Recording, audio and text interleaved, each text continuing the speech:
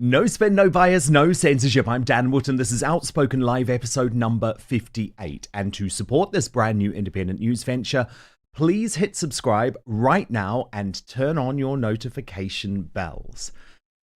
Now, when you think about a woman who is someone that absolutely defies what is going on at the moment in our culture, that person to me is Kellie-Jay Keen. Watch this. Just before we started, some fetishist, crazy young man decided to tip, I think it was organic or less salt, tomato soup. And can I just say, I do prefer Heinz. So. And that moment after she was attacked in Sheffield. Now, I believe that women's rights are under threat in a way that we haven't seen since the 1800s.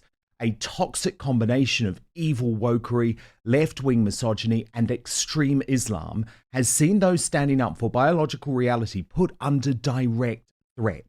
And no one in the world has been a bigger advocate for women and victims of abuse and assaults than Kellie-Jay Keen. So in my digest, I'm going to lash out at our new government for not believing in women's rights. Then Kellie-Jay joins me live for an in-depth interview. Also coming up on the show today, Father Kelvin Robinson on how Starmer has plumbed new depths of greed. The third example you gave to me was accommodation. Let me just tell you what that was for. That was because at the beginning of the election, which we didn't know when it's going to be called, my boy, 16, was in the middle of his GCSEs. And why is Loony Lammy now turning the war in Ukraine into an issue of race? But I say to the Russian representative on his phone as I speak that I stand here also as a black man whose ancestors were taken in chains from Africa at the barrel of a gun to be enslaved, whose ancestors rose up and fought in a great rebellion of the enslaved. Then in the uncancelled aftershow, Philip Schofield's big TV comeback, does he deserve it? And Meghan Markle hits back at new criticism that she's a demon and a psycho to work with. I'm going to tell you all about that, and you can register to watch on our own website right now at www.outspoken.live. It is a safe space, free of censorship, and your support at just £5 a month not only gives you 30 minutes of extra content every single weekday, it also allows me to continue making this independent daily news show. Let's go.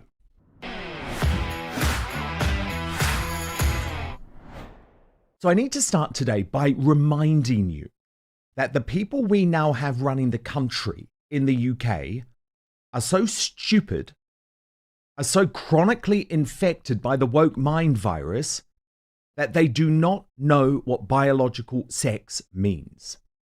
Now that is dangerous on so many levels, because it means they are making decisions not based on reality, but rather a woke ideology that they don't seem to realize is designed to destroy the West, including womenhood. Here's our new Prime Minister, Keir Starmer. A woman can have a penis. Nick, I don't think we can conduct this debate with, Sorry, have I offended you in some way? No, it's just... A woman can have a penis. I don't think that discussing this issue in this way helps anyone in the long run. Here's our new Chancellor, Rachel Reeves. Put it to you, the same question that was put to the party leader. Is it transphobic to say only women have a cervix? Good morning. Good morning, Nick, and it's great to talk to you. Good to have you on. I just think that this issue has just become so divisive and toxic, and it pits people against each other, both groups who face discrimination in society, women and trans women. And I just find this debate incredibly unhelpful and unproductive, to be totally honest. At this conference, I want to speak about issues that affect people, whatever their gender and we will whatever get to those, their I assure sexuality. you. But is it transphobic, yes or no? Look, is it transphobic? Look, I don't even know how to start answering these questions. Here's our new Foreign Secretary, David Lammy. Is it transphobic to say only women have a cervix, David? I don't know if it's transphobic, but it's not accurate, Nick. I mean, obviously, it's probably the case that only that trans women don't have ovaries, but a cervix, I understand, is something that you can have following various procedures and hormone treatment and all the rest. Of course you can't. Of course you can't. But who wants to let science get in the way of appeasing the woke men who make up the be kind mob, right?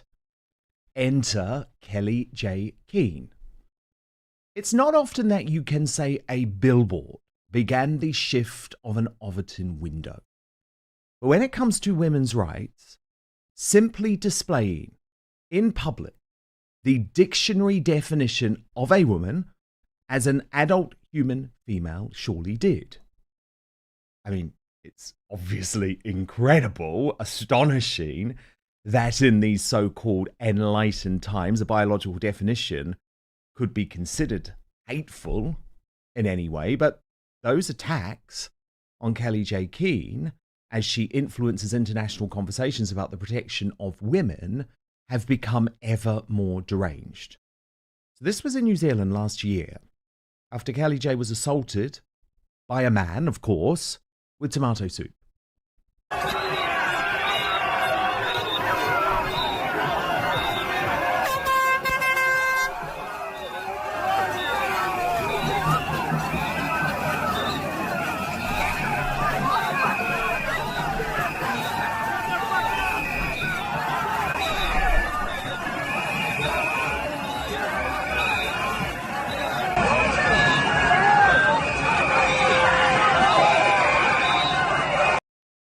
And this weekend, such horrific scenes came to Sheffield, in the UK, in her home country, as Kellie-Jay was yet again assaulted by a man, yep, you're following a trend here, with tomato soup.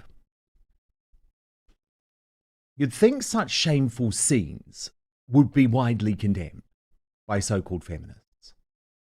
But surprise, surprise, I haven't heard a word from the Home Secretary Yvette Cooper, who was so quick to condemn the so-called rioters. Not a word either from the so-called feminists who make up the media elite. Nothing from Emily Maitlis, nothing from Carol Vorderman. Total radio silence. But Kelly's supporters caught the man, I'm not going to name because he's now been charged with assault.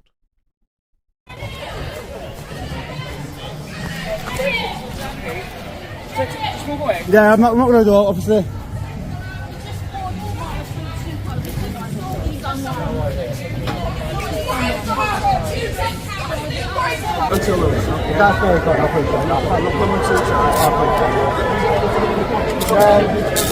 Way taller than you, mate. Way taller than you. You are, aren't you? And you won't be surprised to know that Kelly wasn't backing down either. Posting on X after the attack, if you haven't worn it, have you ever really enjoyed tomato soup? She added, women, it's what we do. Thank you. I feel quite overwhelmed at the resilience of all who remained after the assault, at the kindness of those who helped me, and the courage of those who spoke.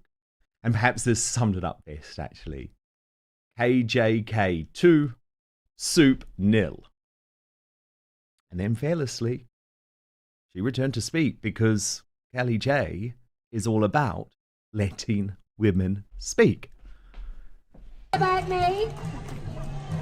It's really about every one of us. Let me just tell you, if you're watching on YouTube or Twitter, just before we started, some fetishist, crazy young man decided to tip, I think it was organic or less salt, tomato soup. And can I just say, I do prefer Heinz. So... Now, there are some who are backing Kellie-Jay's lonely quest. My friend Megan Kelly wrote of the assault, look at this pathetic excuse of a man running like a scared rodent after dousing Posy Puck, which is the moniker that Kelly sometimes goes by, with tomato soup at a Let Women Speak rally. This is what women face when standing up for their rights in 2024. Fight. And the brilliant Douglas Murray added, there are men in our society who think attacking a woman at a Let Women Speak event puts them on the right side of history. Fortunately for us, Posy Parker and friends are not going anywhere. And of course, Douglas is right.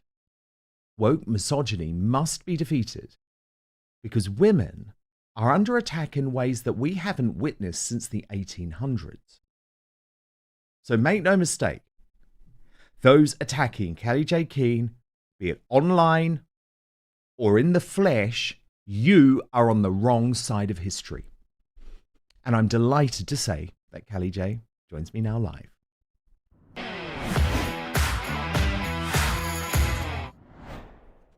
Kellie-Jay, so good to have you here. I remember we spoke on GB News just after you returned from New Zealand because I was so ashamed of the country of my birth for putting you through that.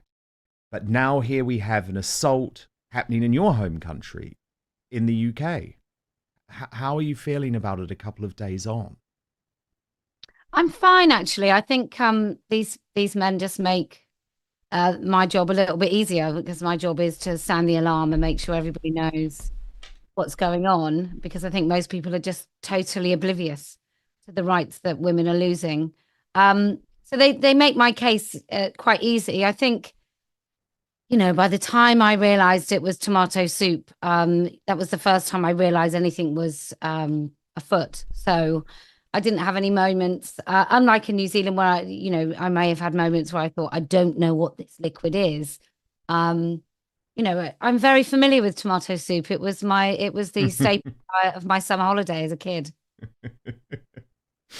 Yes, an early lunch, you might say. But look, Kelly, you are a mum, you are a wife, and yes, this time it's tomato soup, but given the Islamist threat to women like you who are speaking up too, do you worry if it's worth it? Do you worry about your personal safety? Do you worry that one day actually you could be the victim of serious harm?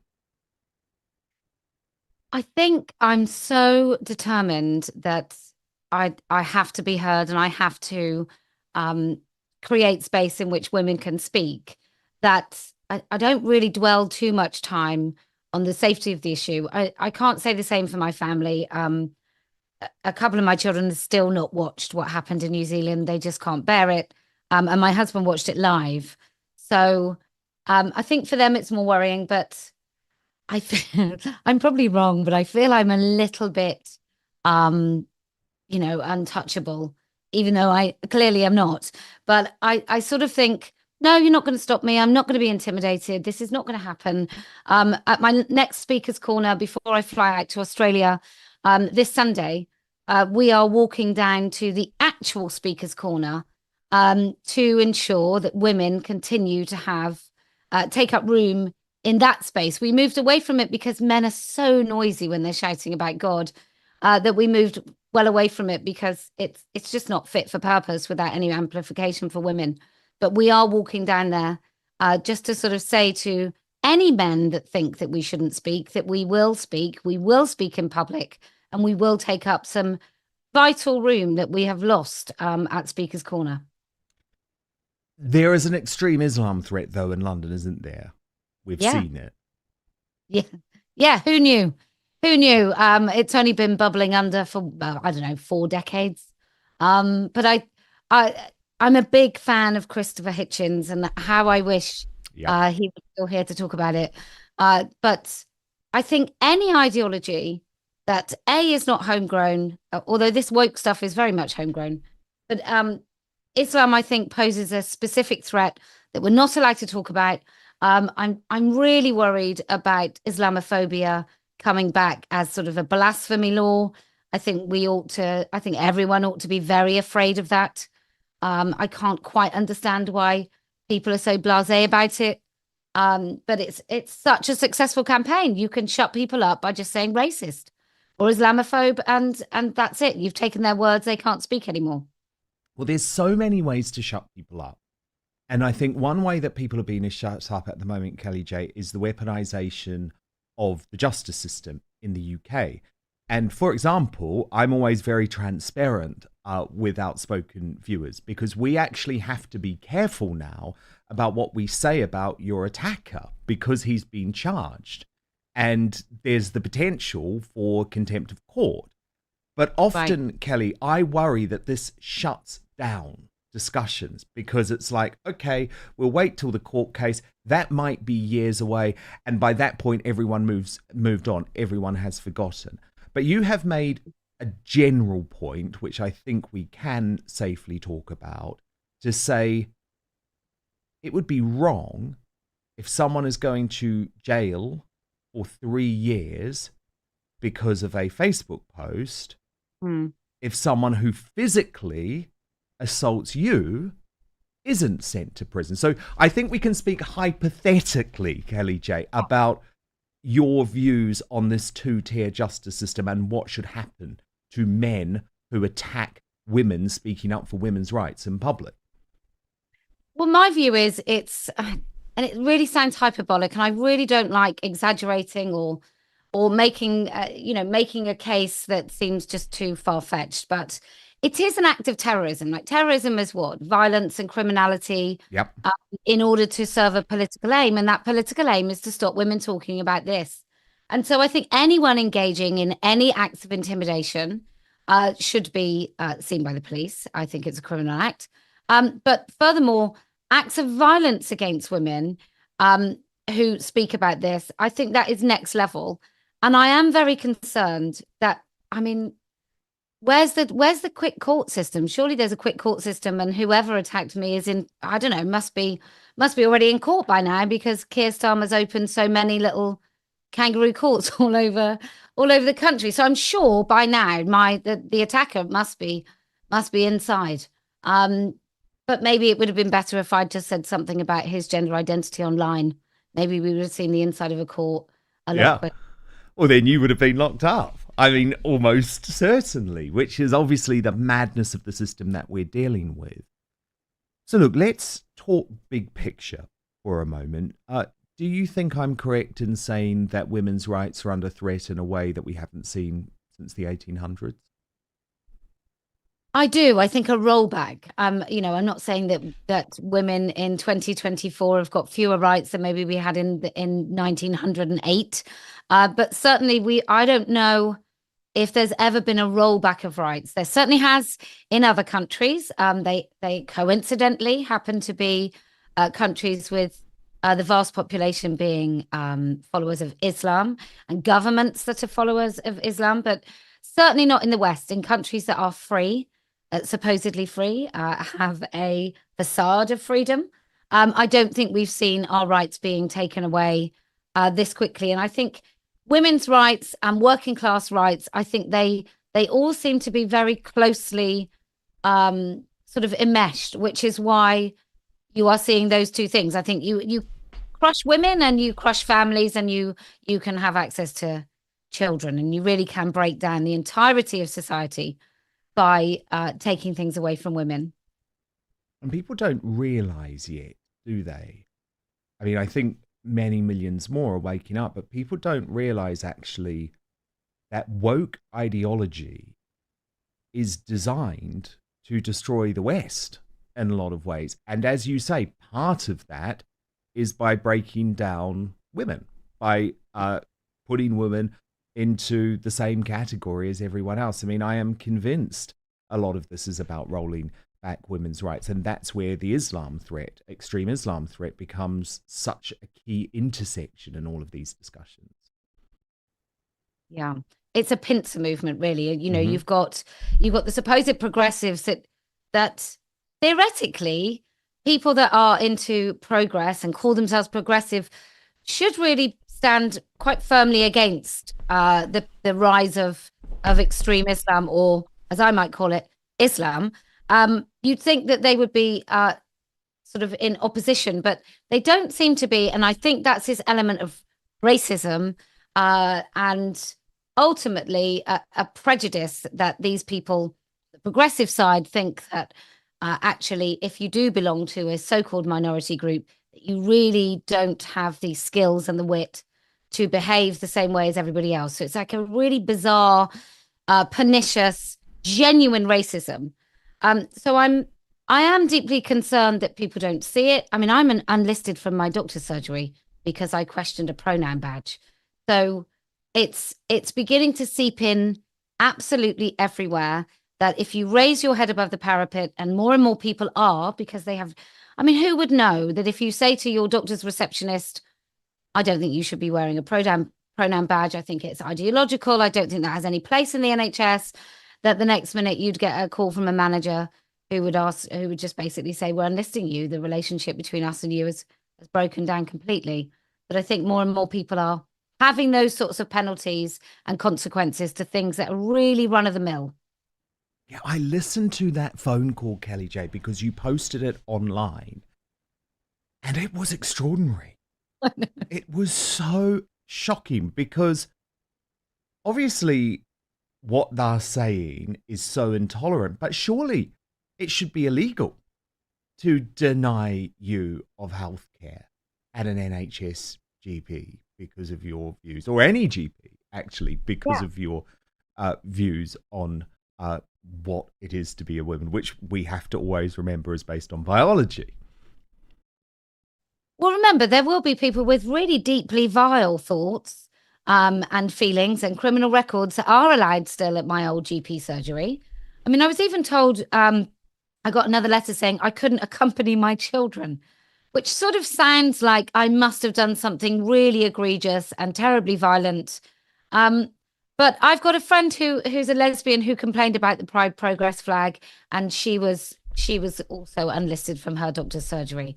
And we've got women, a woman called into Turf Talk, which is something I call in thing I do.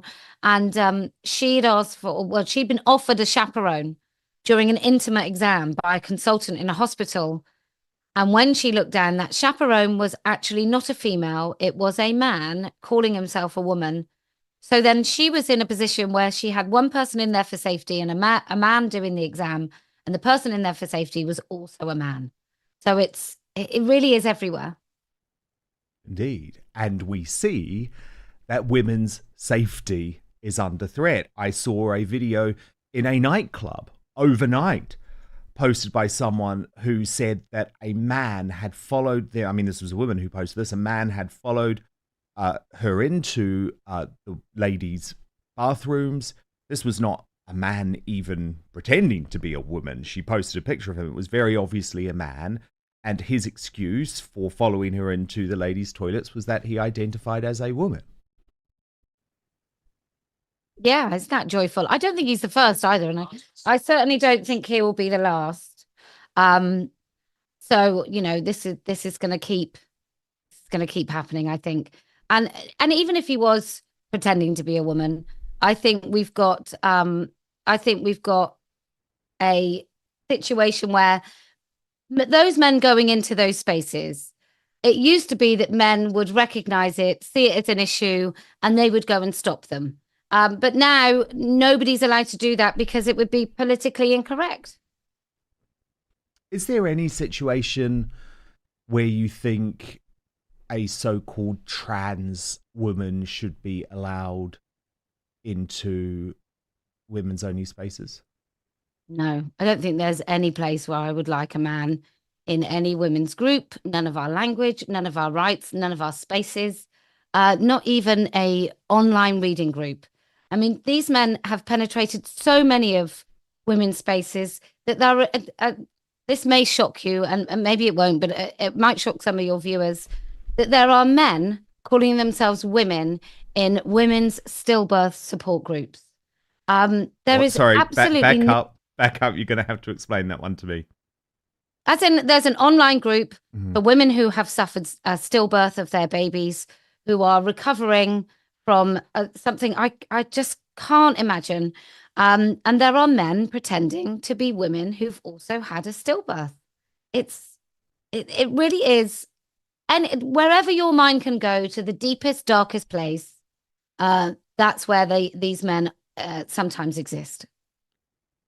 So, how do you think, as a society, we need to deal with the growing number of people who are deciding to identify as trans? I mean, is it a mental health issue, for example? I think it's an issue of saying no, actually, Dan. I think there's a generation of children who've had helicopter parenting, who've been told that every 5 minutes, are you happy? Are you happy? Are you happy? And you know what? Life is not necessarily about being happy most of the time. It's about getting to a place where you feel content, where you have purpose. So I think we need to get it out of universities, get it out of schools like yesterday. I mean, Labour are making some noises, but teacher unions, they are totally captured. These are the places we need to remove them. And we just need to bring a robust kind of enjoyment, really, of debate. And I think that's also lacking. You know, sometimes people now just go, oh, I don't want to talk about it. Rather than, I don't know about you, but when I was growing up, I really did enjoy a good, juicy debate, an argument about an issue because it's fun. You won't be surprised. No, indeed. But the thing is, there's a reason, isn't there, why so many Hollywood A-listers now have trans children. And they are not trans. And the problem is, Kelly, I feel very deeply about this. This is a personal one for me as a gay man, because I know what it's like to be a youngster, both before the age of 10 and as a teenager, when your hormones are running wild and you're struggling with your sexuality, and you think maybe I should be dressing up as a girl, maybe I should be, playing with Barbie dolls, whatever it happens to be. And in fact, that is a necessary part of the journey. Now, I am chilled, absolutely chilled, when I think there was a possibility that back when I was 6 or 7, thinking of what that boy was like and those struggles, that there could be some evil teacher, and I really do use the word evil, who would try and convince my parents that I needed to be transitioned in some way, because that would have been an absolutely catastrophic decision for me. So there's not only so much misogyny connected to this argument, there's so much homophobia as well. I mean, how many of these young women who have been putting on puberty blockers and going through the most horrendous surgery that cannot be reversed? I mean, I've spoken to so many of the detransitions, including very brave young women like Cara Bell. So many of them are just lesbians who don't realize it because they're a teenager and there's lots of pressure on them. It's look, I think we just have to make parents be parents again, and stop outsourcing parenting to someone else. And I think schools need to butt out. Actually, I'm really quite alarmed at the fact that some teachers. I went and visited a teacher with a parent and these 2 safeguarding leads in senior positions in the school. They barefaced lied to this mother. And so I think we need to disabuse teachers of the notion that they know better than parents, because they don't. And the state doesn't know better than parents either. And we also, I mean, slightly off topic, but we also have lots of children now going into state care, daycare, at a really young age, and having much less time with someone who loves them. And I don't mean that, women should stay at home and they shouldn't go back to work, but I don't think we should be pushing women to go back to jobs they don't enjoy and putting their kids in daycare for poor wages. I just don't buy it. So when it comes to homophobia, I mean, one of the bigger kind of promoted kids in America is called Kai Shepley. And his mother admits, he was very girly as a little boy. Her words, not mine. And she tried to beat him. She said, I was worried he was going to be gay. So she tried to beat him out of it. And there's some videos, and it will break your heart. There's some videos of him talking about his mum having a hat that could grow a flower out of it. And he's so cute. And now he's used as a poster girl of what it's like to have a trans kid. It's the homophobia kind of train into trans is unfortunately very well traveled. Well, it is, because I want to speak specifically about the pronoun debate in the context of celebrity. Because so many of these celebrities, Kellie-Jay, who I know personally, by the way, from my old life, so Demi Lovato, Sam Smith, they are troubled. They are attention seeking. They are making decisions for their careers. So both those individuals said, you can no longer call me she, her. You can no longer call me he, him. I am they, them. I am non-binary. And if you dare try and put me into the category of any biological sex, you are being discriminatory. Now, I think that should be instantly dismissed. I mean, Sam Smith is just like Boy George, right? A camp, gay man. And that's fine. Put your high heels on. Go around in dresses if you want. But you are a man. But what happened, Kellie-Jay, was that the Brit Awards actually decided to drop their best female category that had existed since the establishment of those awards had been somewhere that females in the industry, sometimes overlooked, could be rewarded. And because of Sam Smith, a man, we now have no female categories at the Brit Awards. And I know that's just one example, but it's a pernicious example, isn't it? And it shows how celebrities drive the culture in such chilling ways. Yeah. I mean, look, I'm wondering whether both Demi Lovato, who I think has been very troubled. I think she was a Disney kid or Nickelodeon kid, but I worry about her. And I think that maybe she was trying to identify out of something. And Sam Smith too, I think maybe, I don't want to forgive him for his bad behavior because I think he is an adult. But I think there's an element of grooming that's gone on with some of the more influential so-called queer community, like a lot of men that can sometimes pull quite vulnerable gay men into places that maybe they don't want to be. Emma Corrin is one that I really do have quite an issue with. Yeah, so she played Princess Diana in The Crown. Yeah, I mean that was a non-binary role, right? That wasn't an iconic female role. She actually ruined the last Marvel film that I went to see, I have to say. But yeah, and she's incredibly privileged, and we all know that it's absolute nonsense. We know that it's nonsense. It doesn't mean anything to any of us. Maybe we just bring grown-ups back in the room. But as for celebrity, can't they just go back to having little dogs in handbags? Because it just feels like this is just the latest. I'm such a great person. I'm so kind and accepting that I'm going to let my boy wear a dress. I mean, isn't it? Emma Bunton has got a son who is now, she refers to as a daughter or she, her. And Charlize Theron, Angelina Jolie. So you think this is almost like a celebrity accessory? It's like, it's no longer good enough just to have a gay or lesbian kid. We want to have a trans kid now. That makes us cool in the woke brigade. Well, was it good? Well, I don't know whether there was a time when it was all right to have a lesbian daughter. I mean, look at Cher. She kicked her daughter out when she was 17, when she came out. And she's now like a gay icon. I can't quite fathom how that's worked out in her favor. And then her daughter now calls herself a man. I think that's a very, very sad state of affairs. But when it comes to celebrity, I think one thing the lockdown did for us all is it really did take a lot of the shine and sparkle off celebrity. I mean, It did many, many bad things, but that was maybe one good thing. Absolutely. We should not be listening to these people. But then there's another type of woke celebrity, Kellie-Jay, that I want to talk about in the context of your battle.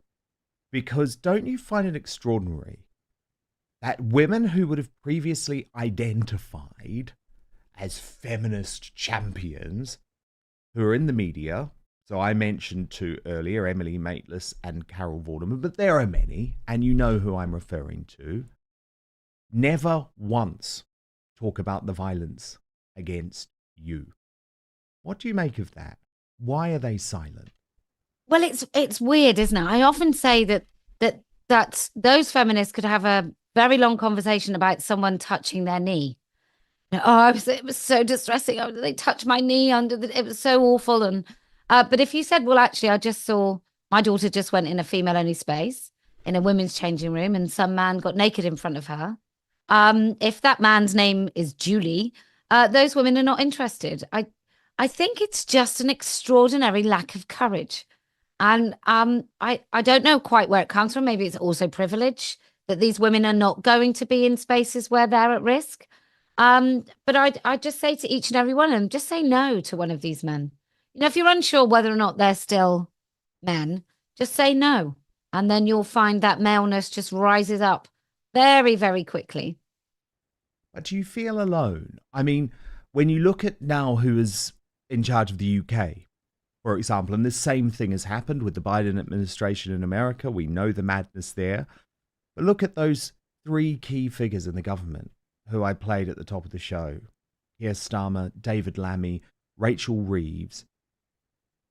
They don't give a damn about protecting women's rights, and they are now running the country. Do you feel alone?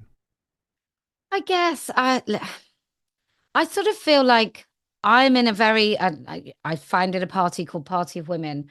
I'm in a very fortuitous position almost because all of these people are so, do lack so much courage and won't say these things that I become a lone voice, I guess, in that I will say the things that need to be said. You know, Keir Starmer apparently gets confused about sausages. So I'm thinking maybe he just doesn't know what a man is either. Well, he clearly doesn't. It's just a lie, though. This is the thing. It's not, and I think it's worse. It's not that they don't know. It's that they won't say. And that to me says, do I think these people are fit to run the country? No, I genuinely don't. I am quite fearful where we'll be in 5 years. And the only hope I've got is that we field candidates as Party of Women up and down the country, eventually the world. But we start with the UK and we get those conversations started. And we really are the only party, and I do mean only, that genuinely has an understanding of what this issue is. And I don't mean that reform doesn't make some great noises, and they really do. So I don't want to cast aspersions, but there is something very different about the visceral fear that a woman feels where she can hear a man's voice in her space. And I don't think you can really replicate that fear or explain that fear in a way that is fully comprehended unless you've experienced it. So I do feel alone, but I'm quite happy with that. At least I'm not going to get pulled down by anyone else's compromise. The elite class might not be taking on this argument. The mainstream media might not be taking on this argument, but I certainly feel a change. J.K. Rowling has maybe been a big part of that. Yeah. But do you feel hope that actually ordinary people are now being prepared to have these conversations that potentially a couple of years ago they would have been too afraid to voice because there was that real fear of, oh my goodness, someone's going to call me transphobic. It's like that someone's going to call me racist thing, so we just can't have a discussion. Has J.K. Rowling and that free speech, especially with Elon Musk buying X, because I think of the return to the platform of people like Graham Linehan, who was literally banned for stating a biological reality, have allowed a conversation to take place? Yeah, I think so. Look, I'm banned from everywhere. I was banned for 4.5 years from X. I was one of the first people to be banned for this. I was banned from Patreon. I don't earn any money off any single platform that I'm on. So I was banned a really long time ago, and I'm no one. So it's quite bizarre that people would be, that anybody would be banned from anywhere. But if I can be banned, I guess everyone can be. But yeah, I think X has made a really big difference. I think Donald Trump has made some noise, the right noises in this area. So I think that makes a difference. I think, we've stretched the Overton window. There's been women working really hard. I've been doing this since 2016. And so there's been a lot of women working really hard to get this out. So I also think it's not just that people are frightened of being accused of transphobic. sometimes people just don't want to get stuff wrong and they don't know what the right thing to say is. And so I have hope that truth will always out, that, we're humans. We've been on this earth for a really, really long time. And this is just another phase in something very silly that might have gone on too long, that hopefully doesn't leave too many bodies. Do you think there's personal responsibility on folk, though, too? Because I think of, and I hate this term, but I think of the journey.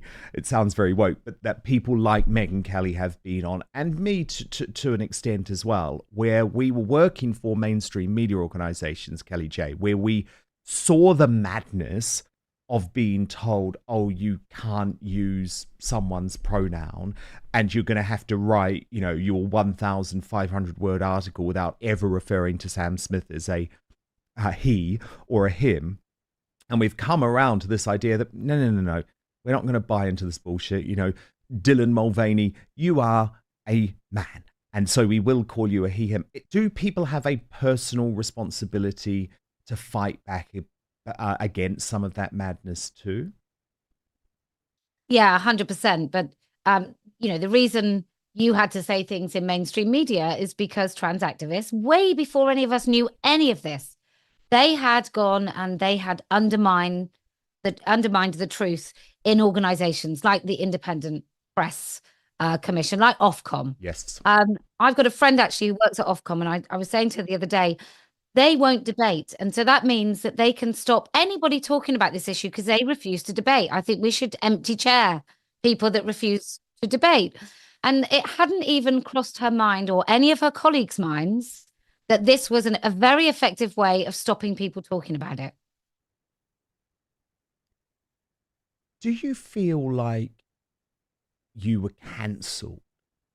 I mean, you talk about the demonetization, for example, and obviously we've seen that happen to Katie Hopkins and to Tommy Robinson. It's probably very unlikely you'd get platformed in the mainstream media. Do you feel like you're more cancelled now, or actually have things started to get better?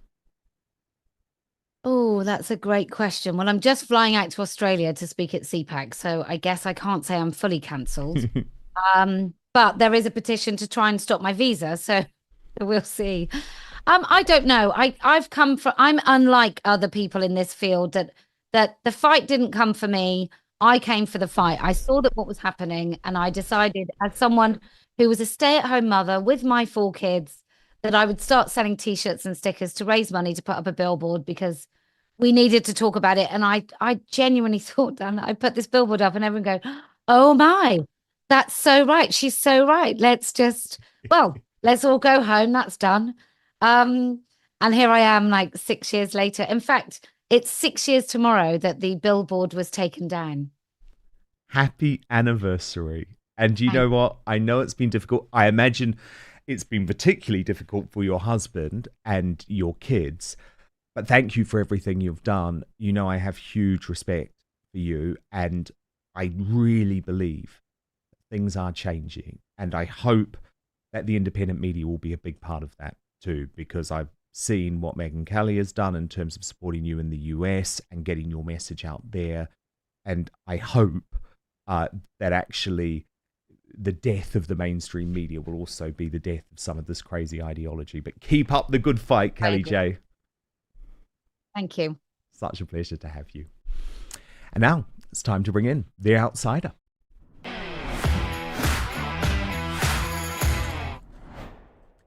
And I am joined by the great Father Kelvin Robinson to tackle what is becoming an incredibly unhinged, dystopian, and I would say damaging start for Slippery Starmer's administration as the cronyism, the sleaze piles up by the minute. But meanwhile, as pensioners literally believe that they are going to freeze to death, look at what was going on at the Labour Party conference last night with Emily Thornberry.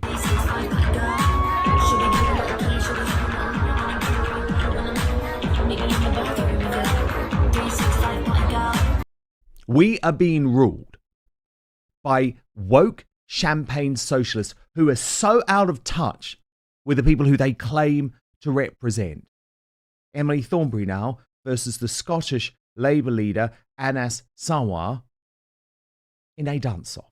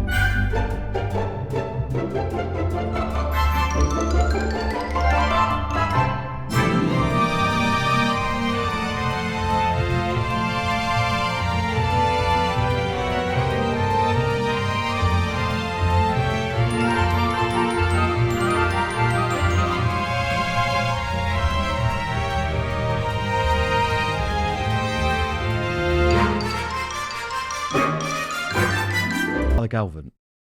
I mean, probably the worst dancing I have ever seen in my life. But there is something so tone deaf, isn't there, about this Labour Party conference? It's shocking, really. It seems they don't understand the mood of the country. They're out there celebrating and they're living their best lives. It seems to me they are so happy that they finally got into government and they're loving the benefits of the £1 million helicopter rides and free stadium tickets and all the benefits and frills that come with the job, but they're forgetting the people that they were elected to represent. They're forgetting the people that cannot afford to heat their homes. They're forgetting the people whose winter allowance has been taken away from them. And so there's massive disconnect, I think, is only going to grow bigger and bigger between the state and the people the state is supposed to be supporting, representing and helping. And what's so shocking, Kelvin, is that for me, this is a hypocrisy thing. They were constantly on the backs of Tory leaders, specifically Boris Johnson, for actually very, very minor things, like, for example, trying to get donors to fund the renovation of Downing Street, which actually is something that makes a lot of sense. Taxpayers don't want to pay for it. You don't want your Prime Minister living in a complete horror show, do you? But with Starmer, it feels like every day there is a shocking new revelation about how he was getting this billionaire, gay TV executive, Lord Ali, to fund a lifestyle so extravagant, I actually think it would make Madonna blush. So the latest, Kelvin, is that we now hear that another £20,000 was provided to Keir Starmer. And this was as a result of his son studying for his GCSEs, Starmer claims. Listen to this BBC interview. The third example you gave to me was accommodation. Let me just tell you what that was for. That was because at the beginning of the election, which we didn't know when it's going to be called, my boy, 16, was in the middle of his GCSEs. I made him a promise that he would be able to get to his school, do his exams without being disturbed. We had lots of journalists outside our house where we lived. Now, I'm not complaining about that, that's fine. But if you're a 16-year-old trying to do your GCSEs and it's your one chance in life, I promised him we would move somewhere, we'd get out of that house and go somewhere where he could be peacefully studying. Somebody then offered me accommodation where we could do that, and I took it up, and it was the right thing to do for my boy. It didn't cost the taxpayer a penny. That's somebody who was Lord Ali, wasn't it? Yes, of course, but my primary concern wasn't about influencing government. It was making sure that my boy could do his GCSEs without having to wade through loads of journalists outside the house, which may not trouble you and me, but for my 13-year-old girl and my 16-year-old boy does make life more difficult. You obviously clearly feel passionately about this. I really do. Oh, please. You're on the take, Starmer. So look at this. Chris Rose has worked out that the dates of Keir Starmer's luxury £20,000 437 stay was from the 29th of May to the 13th of July 2024. The first GCSE exam was on the 9th of May. It ended on the 19th of June. So it doesn't add up. As Chris Rose said, I was told Starmer was too sensible to ever lie, so he needs to clear this up. This man is a fake and a phony. He is the ultimate champagne socialist, Kelvin. He is on the take, and it makes me sick. I mean, I'm not as enraged about it as you are, Dan. I think I actually understand where he's coming from. It's not nice to have, as you well know, it's not nice to have the media hounding you and your family on the doorstep. And I think if he's got a rich friend who's willing to put his son up in a place while he's doing his GCSEs, great. But the truth is, it's all exposed and it's all out there. We know who's funding him. So therefore, we know if this Lord Ali gets any special influence, why that happened. So that's good. We can see the transparency. The bit I don't like is the hypocrisy. Yeah. So when Labour were in opposition, they were jumping down the Conservative government's throat for any benefit they took, any handout they took, any friend that helped, Boris Johnson decorate his flat and that kind of stuff. They were all over it. And now the tables have turned, and of course they don't care anymore. And so it wasn't about principles; it was just about attacking. That's the problem I have with it. Like, I want our public representatives to be paid well, right? So that they don't have to look to friends to help them out. I want them to have a good salary so they can dedicate their entire time to serving. Yeah, I'm all for that. I'm all for that. But it is the absolute hypocrisy and actually the deceit as well that makes me sick. And remember, they were the ones who was slamming Boris Johnson as disgusting. That was his word. I know, all over a piece of cake. They toppled a government over a piece of cake, for goodness sake. They went on and on and on. And so the hypocrisy is disgusting. But again, that's a good thing. It's out in the open. We can all see what massive, flagrant hypocrites they are. And so the next time they have to rely on us to vote for them, I don't think as many people will. Not that many people did this time around. But they're just losing. They're pouring votes out left, right, and centre. This is one of the least popular governments and one of the least popular prime ministers we've ever had. And he's only been in office, a couple of months? It's crazy to see how quickly socialism can put people off. But we did warn them. and the thing is, this story is snowballing, though, because Guido Fawkes has just broken that Starmer actually used Lord Ali's penthouse as his fake COVID home. So this is back in December 2021, when Starmer produced a Christmas video message during the pandemic. It was to attack Boris Johnson, but praise the new Plan B system, which was ludicrous at the time. But Guido has actually worked out, Kelvin, that this was filmed in Lord Ali's £18 million penthouse. But what they did is they put some pictures of Starmer's family up on his luxury bookshelf. I mean, this is getting bad. I'm sorry. It's also quite strange. We've heard Starmer talking about his family and his relationship with his family. It sounds very robotic. The children and the father don't actually seem to have an affectionate relationship with each other. And then we see that Starmer put out this picture of him kissing Samantha this week in an article where he said the government wants to take back control of people's lives. And I'm thinking, I don't want the government to take control of my lives. I want the government away from my life. I want the state well away. But the photograph was very, very robotic and straight. Like it looked like two people. Do you mean Lady Victoria, right? Indeed. Yes, not Samantha. That would be a bigger story if he was kissing a woman who wasn't his wife. But how terrible, Kelvin! They're now calling Lady Victoria Sponger. But things are just getting out of control, Kelvin. I think in lots of ways for this government, because also breaking right now, it has emerged that dozens of people released from jail under the government's emergency prison scheme were freed by mistake. So this is according to Sly News, which quotes a Ministry of Justice source saying that 37 people were released in error on the 10th of December because their offences were wrongly logged under outdated legislation. Many of these people haven't even been brought back into custody. So this is just going completely wrong. This is one of the worst policies I've seen in my lifetime. This idea of releasing dangerous, potentially violent and abusive criminals early in order to make room in prisons. I still can't get my head around the decision-making process there.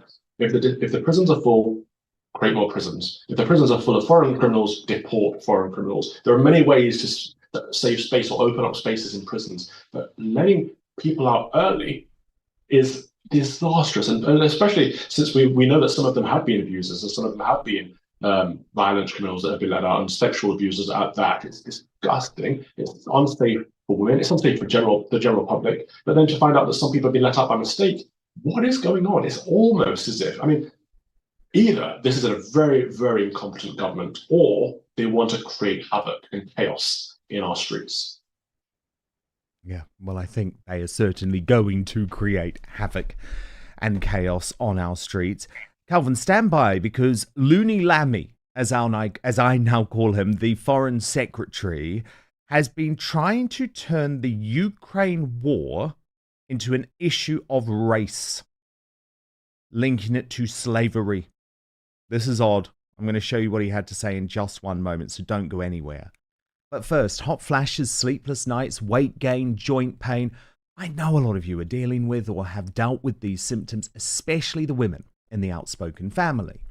Now, obviously, I can't say I've experienced menopause firsthand, but I have heard from so many of you about the challenges that come with it. I'm coming to you with good news today. By now, most of you will have heard me talking about Verso, my launch sponsor. I've been taking their products for months, and it's been absolutely transformative for me. But today I want to focus on all of you amazing women out there, especially those dealing with menopause or perimenopause. I've heard from so many of you about how tough this phase of life can be. Well, Celbean by Verso is designed to target those symptoms head on by addressing the root cause. It's formulated with ingredients that are proven to increase NAD+ levels in the body. That's huge, because NAD+ is what keeps your cells healthy and energized, but it drops off as we age, and especially during menopause. Here's the thing. Boosting NAD+ can make a big difference in how you feel. Women who've taken Celbean are reporting some pretty amazing changes. Hot flashes disappearing, more energy, joint pain relief, weight loss, and mental clarity. I've even heard from some listeners who've told me their periods have come back or have become regulated, and they feel like they've turned back the clock on aging. The ingredients in Celbean have been shown to balance hormones without going the traditional hormone therapy route. It also helps with inflammation and metabolism, which is especially helpful for managing weight and keeping you feeling your best. Plus, these research-backed ingredients have been shown to improve bone health, which is crucial for postmenopausal women at risk of osteoporosis. Now, what I love about Celbean, and I think you will too, is that it doesn't just mask the symptoms of menopause, it tackles the root causes of aging, helping you feel stronger, healthier, and more energized from the inside out. So if you haven't tried it yet and you're ready to take control of your health and feel more like yourself, click the link in the description on YouTube and Rumble, or head over to ver.so and use the coupon code Outspoken at checkout to save 15% on your first order. So if you're tired of the sleepless nights, the hot flashes, or just feeling off, give Celbean a try. It's already helped so many of you, and I'm confident it can help even more to feel better. So let me repeat the website, www.buy.ver.so/outspoken. Use the coupon code Outspoken. But now, back to the show, and Father Kelvin Robinson returns.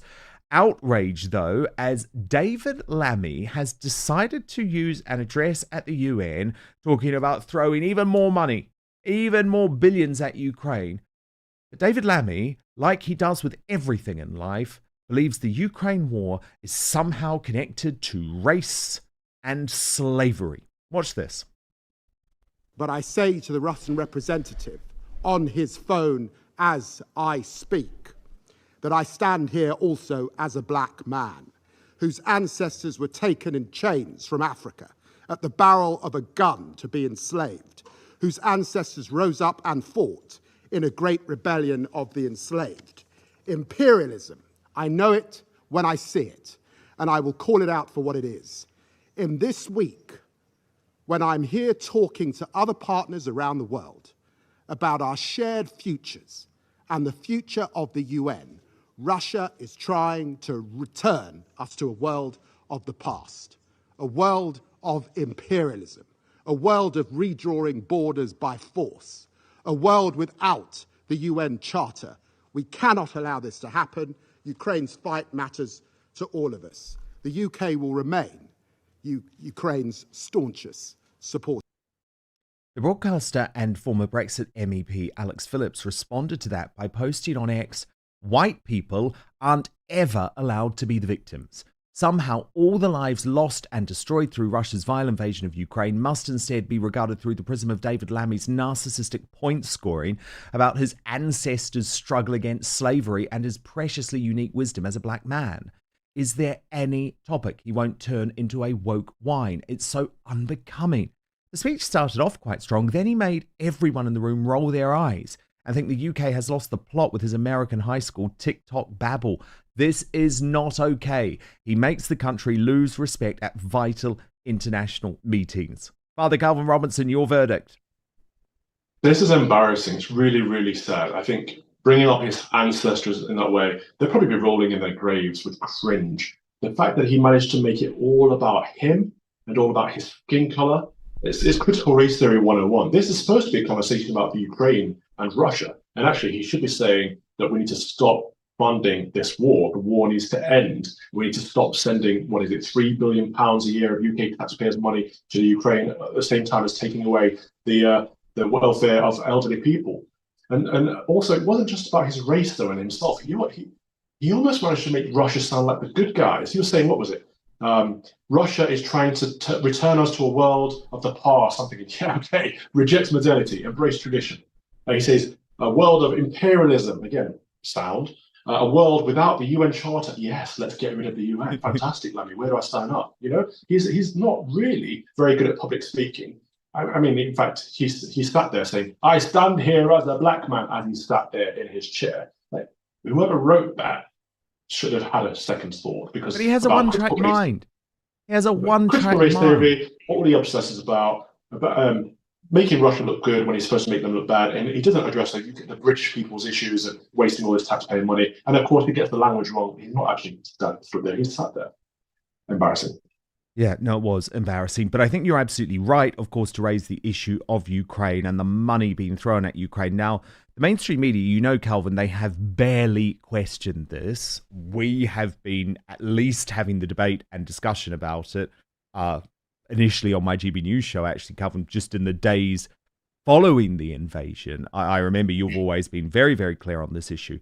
But finally today, I don't know if they're, I'm not giving them too much credit, but at least Susanna Reid of Good Morning Britain, at least she put to Starmer the astonishing figures that are still being used for the war in Ukraine when Labour have decided to take away winter fuel credit from pensioners. So watch this exchange. About to be. Can he stop speaking for me? Not everyone accepts this. I do not accept it. He just signed off another 600 million to Ukraine. There was no debate. There was no discussion about it. We cannot afford it. And I'm sorry, Calvin, I do not want another forever war. Why are we not talking about peace? But it makes me so mad when he just continues to act as if these highly controversial and divisive issues only have one uniform response from the British public. Yeah, the Prime Minister is clearly a liar here. He's saying that it's about us, it's about our freedom, our democracy. We are not at war with Russia. The last I checked, we weren't yet in World War III, despite many people in the West trying to drag us into it. This is about the Ukraine and Russia, and the British people should have a say on whether we fund a foreign war, a proxy war. We should have a say on whether £3 billion a year, on top of the £8 billion we already spend on foreign aid, goes to Ukraine. We don't seem to have a say. You're right, there hasn't been a proper debate in Parliament about it. But even if there was, both sides seem to be on the same page with this. Boris Johnson was the one who disrupted the peace talks back in April 2 years ago. Russia and Ukraine could be at peace right now, but the West doesn't seem to want them to be. It almost seems like powers in the United Kingdom and the United States are making too much money from this. We know that BlackRock is heavily involved and is taking money from main Western countries in order to rebuild the Ukraine. And so we know that a lot of money is going to BlackRock. Where's the money going after it gets to BlackRock? That's a question people should be asking. People should be looking at which politicians BlackRock funds, and there are major politicians that are. It's all out there in the open that BlackRock are funding. So essentially, money is going from taxpayers to a third-party company and then back to politicians who sent it there in the first place. That is corruption, essentially. Our money is being wasted on greedy politicians. Well, and as I say, Calvin Robinson, you have been calling out the corruption of Ukraine from the moment that this invasion happened. And actually, a lot more people are having their eyes open to it now. When it first happened, I remember the news hit. We were at the old station, and I took 2 weeks off. I remember saying, look, I'm not an expert in this. I don't want to pretend to be an armchair expert. Everyone else seems to be. All the commentators was like, oh, yeah, go Ukraine, go. I'm like, I don't know enough about it, so I want to spend some time. And I spent 2 weeks and I researched first before I had an opinion on it. And I found out that the Ukraine has always been one of the most corrupt nations in the world, and it was the most corrupt nation in Europe. And then overnight, suddenly we're like, this is the epitome of democracy. It must be protected at all costs. Our democracy relies on it. And then I saw the vast swathes of money coming out of the country. I'm like, where's the money coming from in the first place? How is this guy suddenly rich? How is his wife suddenly in this mansion over here? Where's this actor suddenly got all this money from? And it raised major concerns that I think everyone should be worried about. But people see the current thing. We must be on this side to be seen as good guys in history. Well, actually, it's important to be on the right side. Yes, absolutely. But discern, pray, and work through it. Don't just jump on whatever your government tells you is right. That's the dangerous pitfall to go down. Very good point. Stand by, Calvin Robinson, though. Don't go anywhere, because Calvin is going to stick with me for today's uncancelled after show, where we're discussing Philip Schofield's big TV comeback. Does he deserve it? And Meghan Markle hits back at criticism she's a dictator duchess in high heels. Unfortunately, though, brand new revelations from former staff members describing her as a demon boss with psycho moments. I'm going to tell you all about it on the Uncancelled After Show with Father Calvin Robinson. And you know it's very important to me that we have a safe space, not patrolled by big tech, because on big tech, censorship and control runs deep. So that's why I have launched www.outspoken.live. It is our membership section where you will get half an hour of extra content every single day. So what we do at this point is we come off YouTube, we come off Rumble, we move to our own platform to continue the conversation. All you have to do is register at www.outspoken.live. Then you can sign up. It is £5 a month. And that £5 a month gives you the access to the after show after the main show every weekday, but also allows me to continue making this show and making it independently without interference from billionaire overlords. We are back live every weekday at 5 p.m. UK time, midday Eastern, 9 a.m. Pacific. Matt Goodwin joins me for the first time tomorrow. I'm very much looking forward to that. So if you want to be alerted to it, please do subscribe right now on YouTube and Rumble. Most importantly, though, I promise to keep fighting for you. See you on the after show with Father Calvin in just one moment.